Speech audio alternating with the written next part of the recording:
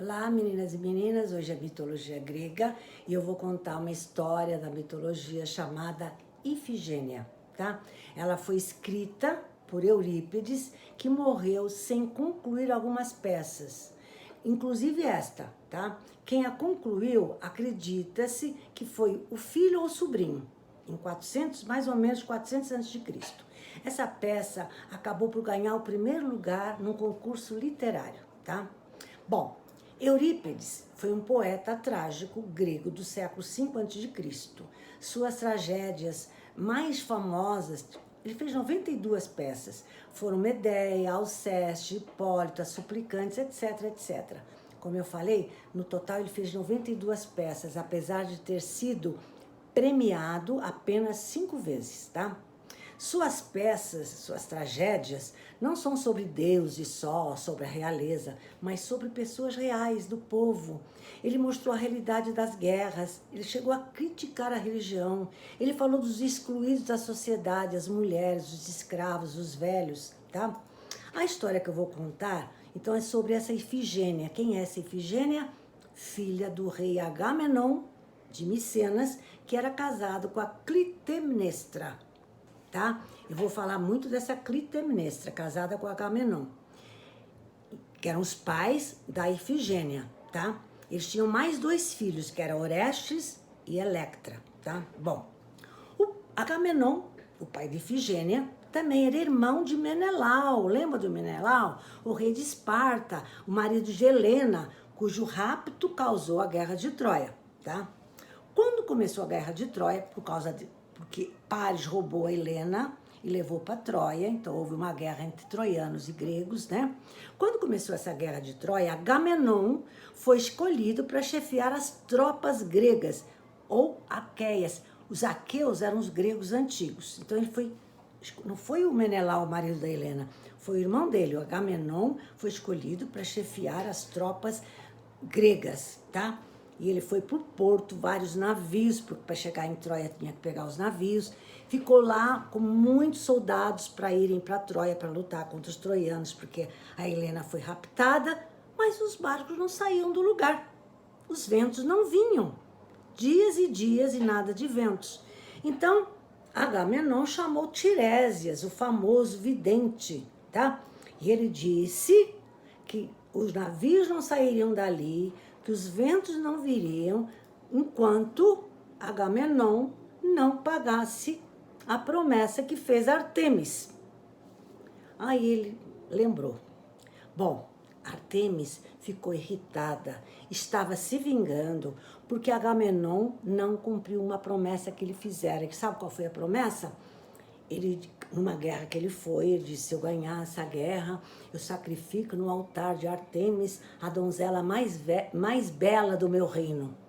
Só que ele não cumpriu essa promessa, porque a donzela mais bela era sua filha Ifigênia. Como é que ele ia sacrificar sua filha? Então ficou caladinho, tá? E ele continuava, mesmo o Tiresias falando que ele tinha que cumprir a promessa, ele continuava se recusando a sacrificar sua filha. Mas começou uma revolta entre seu exército, lá no porto, tá? Que estavam ali há dias e dias e dias, e começaram a se revoltar, queriam partir para lutar contra os troianos. Não tendo outra solução, então Agamenon manda uma mensagem para sua esposa Clitemnestra, para que lhe mandasse sua filha Ifigênia pelo mensageiro para o porto, pois queria casá-la com Aquiles. Deu essa desculpa. Manda a nossa filha que ela vai casar com Aquiles antes de nós irmos embora. Mas Clitemnestra, ou por esperteza, ou porque queria ver o casamento, resolveu acompanhar a filha até o porto. Tá? Quando chegou no porto, antes de ver o marido, ela se encontra com Aquiles. E soube que ele não sabia nada desse casamento, porque a desculpa que o Agamenon mandou dizer, né, que ela iria casar com Aquiles. O Aquiles não sabia nada desse casamento. Então ela viu que era mentira do marido, tá? E aí, ambos, tanto Aquiles quanto Clitemnestra, descobrem que ela seria sacrificada no altar para Artemis. Descobrem a verdade.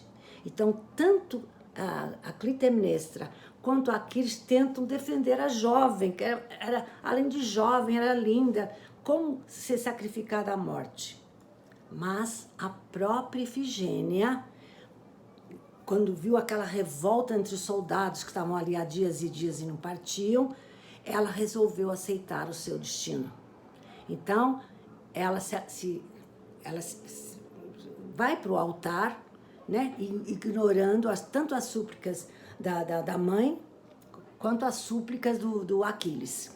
E ela se entrega ao sacrifício. Bom, sua morte, então, acalmou Artemis e o exército chefiado por Agamenon partiu para Troia. Mas Clitemnestra nunca perdoou Agamenon. A guerra durou 10 anos, ele ficou longe do seu reino 10 anos. No final, após a destruição de Troia, Cassandra, já falei da Cassandra, uma das filhas dos reis de Troia, Príamo e Écuba, né?